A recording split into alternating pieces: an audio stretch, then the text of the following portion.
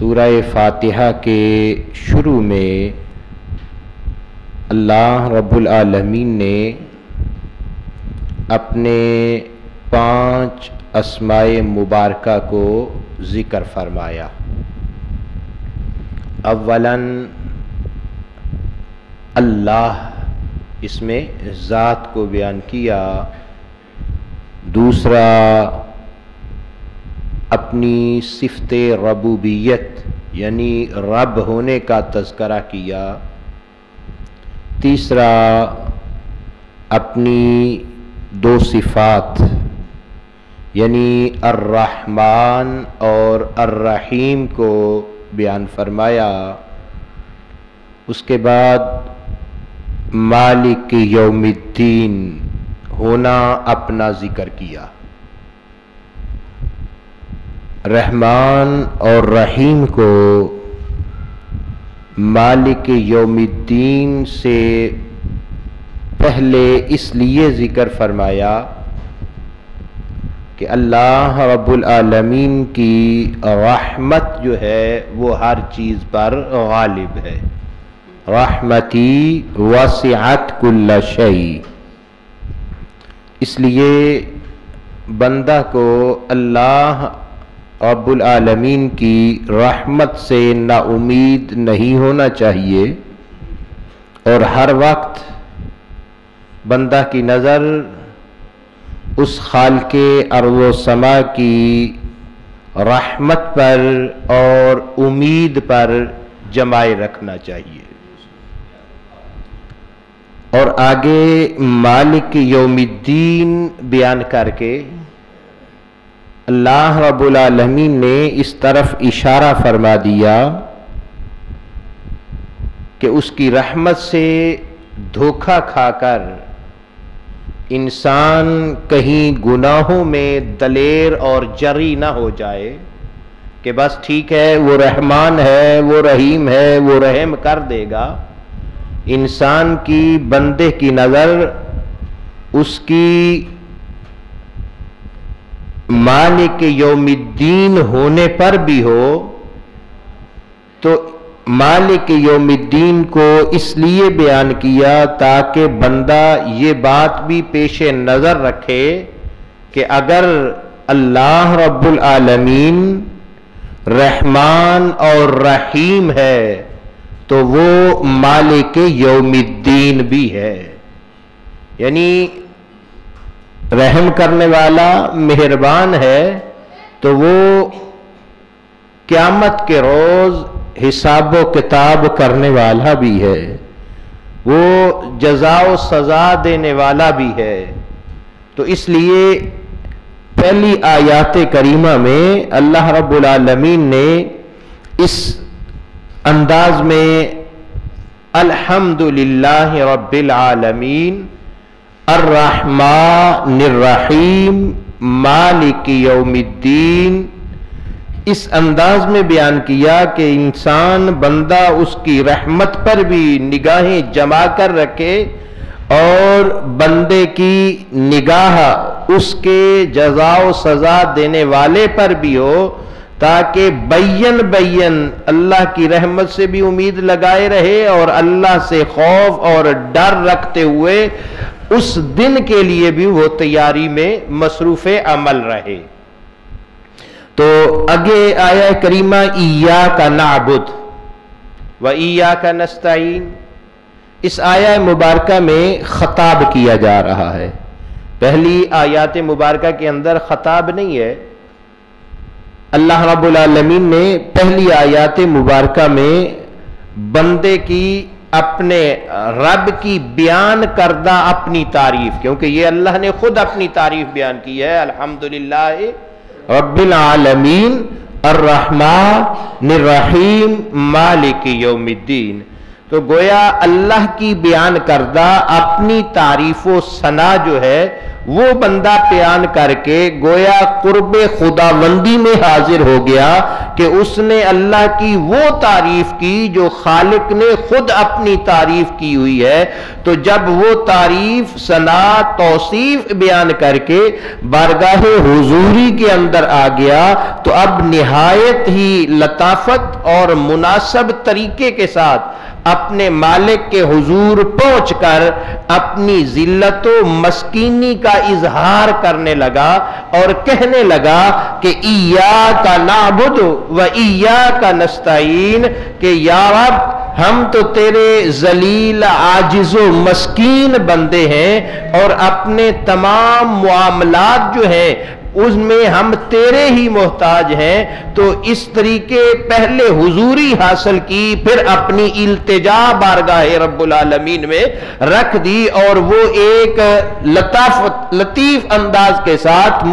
کہ اپنے آپ کا عجز، اپنی مسکینی کو بیان کرتے ہوئے فرمایا کہ ایاک نعبد، ہم تیری ہی عبادت کرتے ہیں، ہم عبادت، ایاک نعبد، ہم تیری ہی عبادت کرتے ہیں۔ عبادت کیا ہے؟ لغت کے مشہور و معروف امام ابو منصور ازہری، جن کا وصال 370 ہجری میں ہوا،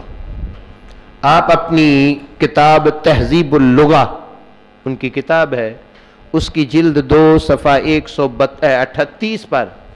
فرماتے ہیں کہ وَمَعْنَ الْعِبَادَةِ، کہ فی اللغہ، کہ لغت کے اندر عبادت کا معنی کیا ہے؟ فرماتے ہیں کہ عبادت کا لغت میں معنی یہ ہے کہ الطاعہ مع الخضوع، کہ اطاعت، عاجزی، انکساری کے ساتھ اطاعت و فرما برداری کرنے کو عبادت کہا جاتا ہے۔ یعنی لغت میں عبادت کا معنی یہ ہے کہ عاجزی، انکساری کے ساتھ آدمی اطاعت و فرما برداری کرے اس وحدہ لا شریک کی، تو یہ عبادت ہے۔ اور اسی بات کو امام ابن اسیر جزری نے اور امام علامہ ابن منظور افریقی نے اور علامہ کرمانی وغیرہ نے اسی چیز کو بیان کیا، مگر ملا علی قاری علیہ رحمہ نے المرقات کے اندر جو ہے، شرح مشکات کے اندر، انہوں نے اس میں ایک لفظ اور کا اضافہ کیا کہ الطاعت مع الخضوع والمذلہ، یعنی اطاعت اس طریقے فرما برداری، اطاعت ایسے کہ عاجزی، انکساری اور ذلت کے ساتھ اطاعت و فرما برداری کرنا، یہ عبادت کہلاتا ہے۔ اور علامہ زبیدی علیہ رحمہ نے اس کی مزید تفصیل بیان کرتے ہوئے فرمایا کہ والعبادت بالکسر، یعنی عبادت عین کے زیر کے ساتھ، اس کا معنی ہے الطاعہ، یعنی اطاعت کرنا، فرما برداری کرنا۔ تو وقال بعض ائمۃ الاشتقاق، فرمایا اور بعض ائمہ اشتقاق جو ہیں انہوں نے یہ کہا کہ اصل العبودیت الذل والخضوع، کہ عبودیت کی جو اصل ہے وہ ذلت اور خشوع ہے۔ وقال آخرون، فرمایا دوسرے لوگ جو ہیں انہوں نے اس کا معنی بیان کرتے ہوئے کہا کہ العبودۃ الرضا بما یفعل الرب، میں کہ دوسرے لوگوں نے یہ کہا ہے کہ عبودیت کے معنی یہ ہیں کہ فعل آدمی ایسا کرے کہ جو پروردگار عالم کو راضی کرنے والا ہو، جس پر رب کی رضا نصیب ہو، ایسا عمل کرے۔ اور فرمایا کہ والعبادت، اور عبادت کیا ہے کہ فعل ما یرضا بہ الرب، یعنی بندے کا ایسے افعال کرنا، ایسے اعمال کرنا، ایسے کام کرنا کہ جن کاموں سے اس کا رب راضی ہو۔ یہ فرماتے ہیں کہ یہ، اور فرماتے ہیں والاول اقوی، لیکن پہلا قول جو ہے وہ قوی ہے، اور کہتے ہیں کہ فلذا قیل تسقط العبادۃ فی الآخرۃ لا العبودۃ، فرماتے ہیں کہ عبادت آخرت میں ساقط ہو جائے گی، عبادت جو ہے وہ ساقط ہو جائے گی، جبکہ عبودیت جو ہے وہ ساقط نہیں ہوگی۔ وہ ساقط نہیں ہوگی. کیوں؟ اس لیے کہتے ہیں کہ لِأَنَّ الْعُبُودَةَ أَلَّا يَرَى مُتَصَرِّفًا فِي الدَّارَيْنِ فِي الْحَقِيقِ إِلَّا اللَّهِ. کیونکہ عبودت یہ ہے کہ دنیا اور آخرت میں اللہ رب العالمین کے علاوہ کسی اور کے حقیقی متصرف ہونے کا نظریہ و عقیدہ نہ رکھے، عبادت کرے، تعظیم کرے اللہ رب العالمین کی اس انداز میں کہ کسی اور کے حقیقی متصرف کے اس کے تصرف کرنے کا دنیا میں آخرت میں عقیدہ، یہ عقیدہ نہ رکھتے ہوئے وہ عمل کرے گا. تو فرمایا کہ دنیا و آخرت میں اللہ عز و جل کے علاوہ کسی اور کے حقیقی متصرف ہونے کا نظریہ و عقیدہ نہ رکھنا، یہ عبودیت ہے. یہ جو ہے یہ عبودیت اس کو کہتے ہیں. اور فرماتے ہیں کہ ہمارے شیخ نے یہاں ایک چیز بیان کی کہ ھذا ملحظ صوفی. فرمایا کہ یہ جو تعریف ہے نا کہ عبودیت اور جو یہ فرماتے ہیں کہ یہ ہمارے شیخ فرماتے ہیں کہ اس میں لغت کا دخل نہیں ہے بلکہ یہ صوفیاء کی اصطلاح ہے. صوفیاء نے یہ معنی بیان کیا ہے کہ عبادت اور عبودیت میں جو فرق ہے یہ. اور علامہ عبد الرؤف مناوی اور سید شریف جرجانی وغیرہ جیسے لوگوں نے فرمایا کہ والعبادت لغہ، کہ عبادت جو ہے لغت کے اندر الخضوع، یہ خضوع کو کہتے ہیں. اور عرف کے اندر فرمایا کہ فعل المکلف علی خلاف ہوا نفس ہی تعظیما لربہ، کہ عرف میں مکلف کا ایسا فعل جو خواہش نفس کے خلاف، یعنی دل کچھ اور کہہ رہا ہو، نفس کسی اور طرف انسان کو لگا رہا ہو، لیکن خواہش نفس کے خلاف اپنے رب کی تعظیم کے لیے جو فعل کیا جائے گا وہ عبادت کہلائے گا. کہ ایسا انسان کا فعل جو خواہش نفس یا کسی اور نہیں، فقط کس لیے؟ اپنے رب کی تعظیم کے لیے، اللہ رب العالمین کی تعظیم کی خاطر جو بندہ فعل انجام دے گا وہ فعل انسان کا جو ہے وہ عبادت کہلائے گا. تو خلاصہ یہ ہوا کہ الوہیت کے اعتقاد کے ساتھ، الوہیت کے الہ ہونے کے اعتقاد کے ساتھ کسی کی تعظیم و اطاعت کرنا یہ عبادت کہلاتا ہے. یعنی یہ اعتقاد رکھ کر کسی، ورنہ تو تعظیم فقط اگر تعظیم کا مسئلہ ہے تو قرآن کہتا ہے کہ وَتُعَزِّرُوهُ وَتُوَقِّرُوهُ، نبی کی تعظیم کا حکم دیا جا رہا ہے. ہر چھوٹا جو ہے اس کو بڑے کی تعظیم کا حکم ہے، فقط تعظیم نہیں. ہاں الوہیت کا اعتقاد رکھتے ہوئے تعظیماً عمل کیا جائے گا تو وہ جیسا بھی ہو، وہ چھوٹا عمل ہو وہ بڑا عمل ہو، جب اس کا اعتقاد، نظریہ، عقیدہ وہ یہ رکھے گا الوہیت کا اس میں اور اس کے متصرف ہونے کا عقیدہ رکھے گا تو پھر اس کا وہ تعظیمی عمل عبادت میں شامل ہو جائے گا. تو غیر اللہ کی عبادت کرنے کی وجہ سے وہ بندہ مسلمان رہے گا نہیں. تو جب یہ اعتقاد نہیں ہے، کسی بڑے کی تعظیم کر رہا ہے، کسی بڑے کی عزت کر رہا ہے، تو اس میں جو ہے وہ یہ چیز نہیں آئے گی کہ اس کو ہم مشرک قرار دے دیں گے یا اس کو اعوذ باللہ دین سے خارج قرار دے دیا جائے گا. تو اب ایاک نعبد، اس کا معنی یہ ہوا کہ الوہیت کے اعتقاد کے ساتھ ہم صرف تیری ہی تعظیم و عبادت کرتے ہیں. ہم یعنی الہ، ہم فقط تیری ذات کو الہ مانتے ہیں، تیرے علاوہ کوئی بھی لائق عبادت نہیں ہے. اور عبادت انسان کیسے؟ پھر عبادت کے اندر بھی عبادت کی قسمیں ہیں. ایک آدمی بس وہ جیسے ہمارے آج کل صورتحال چل رہی ہے، آئے نماز پڑھی اور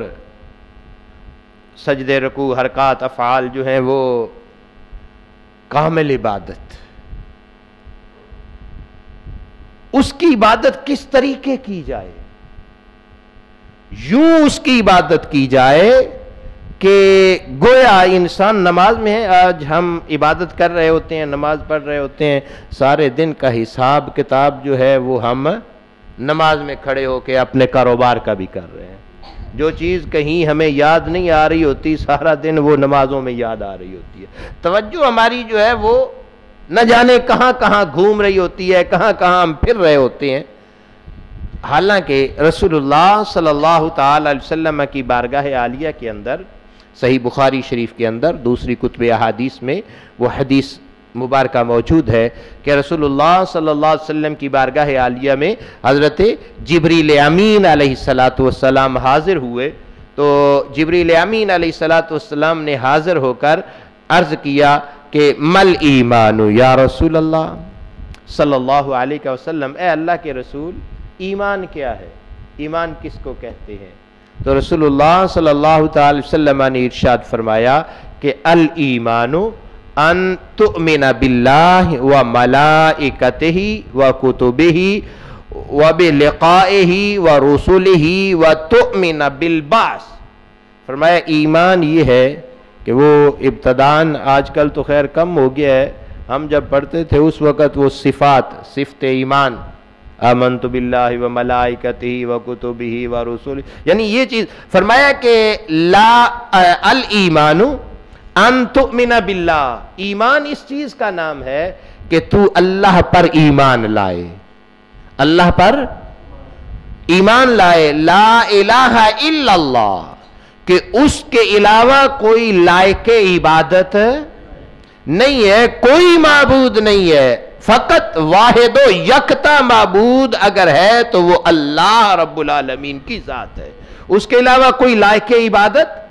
نہیں ہے. خواہ کوئی بھی مخلوقات میں سے کوئی بھی چیز ہے, لائق عبادت اس کے علاوہ کوئی نہیں. لائق عبادت فقط ایک ذات ہے جسے اللہ کہا جاتا ہے, وَمَلَائِكَتِهِ, اور اس کے فرشتوں پر ایمان لائے کہ فرشتوں کا ہونا وہ خالق کی مخلوق ہے, اللہ نے پیدا کیے ہیں. انبیاء کی طرف وہ جو ہے جبریل امین علیہ السلام وہی لے کر, یعنی یہ ملائکہ پر ایمان, وَكُتُبِهِ, اور اس کی من جانب اللہ, اللہ نے جو کتابیں نازل کی ہیں ان کے نازل کیے جانے پر کہ خدا. اب ایک چیز اس میں یہ ہے کہ ہر وہ کتاب جو اللہ کی طرف سے, جیسے تورات, زبور, انجیل, کہ اب ان میں جو کچھ ہے اس پر بھی ایمان نہیں, اب ان میں تحریفات ہو چکی, اب وہ اصل حالت میں موجود نہیں ہے. ان کا اللہ کی طرف سے نازل کیا جانا کہ خدا رب العالمین نے حضرت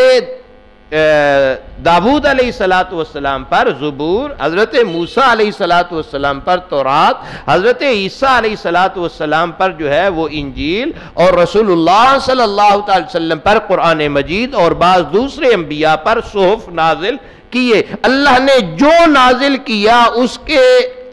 نازل, یعنی اللہ کی طرف سے نازل کیے جانے پر ایمان لانا کہ یہ اللہ نے نازل کیا ہے. وَبِلِقَائِهِ, اور اس بات پر ایمان کہ میں نے اس خالق کی بارگاہ میں حاضر ہونا ہے, اس کی بارگاہ میں حاضر ہونا ہے. دوسرے لفظوں کے اندر یوں سمجھ لو کہ آخرت پر, وَرُسُلِهِ, اور اس کے رسولوں پر, وَتُؤْمِنَ بِالْبَعْثِ, اور اس بات پر ایمان لائے کہ مرنے کے بعد میں ختم نہیں ہو جاؤں گا, مرنے کے بعد مجھے فنا نہیں ہے کہ مٹی ہو جاؤں گا بس بات ختم ہو جائے گی, بلکہ مرنے کے بعد زندہ کیے جانے, زندہ ہونے پر ایمان لائے. تو یہ ہے ایمان. مصطفیٰ کریم صلی اللہ علیہ وسلم نے, رسول اللہ صلی اللہ علیہ وسلم نے فرمایا ان چیزوں کو مانے گا تو یہ الایمان, یہ ایمان ہے, پھر وہ ایمان کے دائرہ میں داخل ہوگا. قال, جبریل امین علیہ السلام نے پھر عرض کیا, جب ایمان کے بارے میں رسول اللہ صلی اللہ علیہ وسلم سے سوال کیا تو رسول اللہ صلی اللہ علیہ وسلم نے اس کا جواب دیا, تو بعد میں جبریل امین نے پھر سوال کیا, مل اسلام, کہ اسلام کیا ہے, اسلام کیا ہے؟ رسول اللہ صلی اللہ علیہ وسلم نے ارشاد فرمایا, الاسلام ان تعبد اللہ, اسلام یہ ہے کہ تو اللہ کی عبادت کرے، تو اللہ کی عبادت کرے، وَلَا تُشْرِكَ بِهِ شَيْئًا، اور اس کے ساتھ کسی چیز کو شریک، کسی کو اس کا ساجی، کسی کو اس کا جو شریک ہے وہ نہ ٹھہرائے، وَتُقِيمَ الصَّلَاةَ، اور تو نماز قائم کرے۔ اسلام کی آقا کریم صلی اللہ علیہ وسلم اسلام کے بارے میں وَتُقِيمَ الصَّلَاةَ، تو نماز جو ہے وہ قائم کرے، وَتُعَدِّيَ زَكَاةَ الْمَفْرُوضَةَ، کہ جو تیرے اوپر زکوٰۃ فرض کی گئی ہے، یعنی جس کے پاس مال ہے، مال والا، وہ زکوٰۃ تو ادا کرے، وَتَصُومَ رَمَضَانَ، اور رمضان المبارک جس کے روزے تم پر، شہر رمضان الذی انزل فیہ القرآن، یعنی رمضان جس کے روزے تم پر فرض کیے گئے، کتب علیکم الصیام کما کتب علی الذین من قبلکم، اس کے روزے رکھے، اگر یعنی بلا عذر، شرعی عذر ہو تو پھر ایک مسئلہ جدا ہے کہ اس کے روزے رکھ، یعنی اسلام کی ڈیفینیشن، اسلام کی تعریف بیان کرتے ہوئے رسول اللہ صلی اللہ علیہ وسلم نے یہ چیز بیان کی کہ تو اللہ کی عبادت کرے، اس کے ساتھ کسی کو شریک نہ ٹھہرائے، نماز ادا کرے، اور زکوٰۃ جو تیرے اوپر فرض ہے وہ اس کو ادا کرے، اور رمضان المبارک آئے تو اگر استطاعت یعنی کوئی عذر شرعی نہیں ہے تو اس کے روزے رکھ۔ حضرت جبریل امین نے تیسرا سوال کر دیا، مل احسان، یا رسول اللہ صلی اللہ علیہ وسلم احسان کس چیز کا نام ہے، احسان کیا ہے؟ تو رسول اللہ صلی اللہ علیہ وسلم نے احسان کا